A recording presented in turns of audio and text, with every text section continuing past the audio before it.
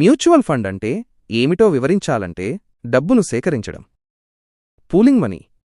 Mutual fund అనేది చాలామంది పెట్టుబడిదారుల, మీరు, నేను వంటివారు నుండి చిన్న చిన్న మొత్తాలను సేకరించి ఒక పెద్ద నిధిని ఫండ్ ఏర్పాటు చేస్తుంది. నిపుణుల నిర్వహణ.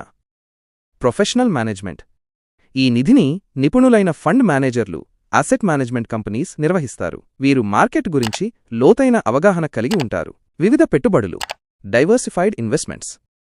సేకరించిన డబ్బును ఫండ్ మేనేజర్లు స్టాక్స్, షేర్లు, బాండ్లు, ప్రభుత్వ సెక్యూరిటీలు, ఇతర మార్కెట్ సాధనాలలో పెట్టుబడిగా పెడతారు. ఒకే చోట కాకుండా వివిధ రకాల పెట్టుబడులలో డబ్బును పెట్టడం వల్ల నష్టభయం తగ్గుతుంది.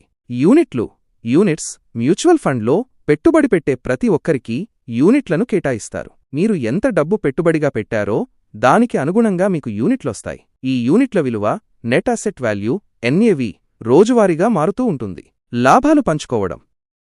Sharing profits. మ్యూచువల్ ఫండ్ చేసిన పెట్టుబడుల ద్వారా వచ్చే లాభాలు, ఆదాయాలు అన్ని యూనిట్ల యజమానులతో పంచుకోబడతాయి, ఖర్చులు తీసివేసిన తర్వాత.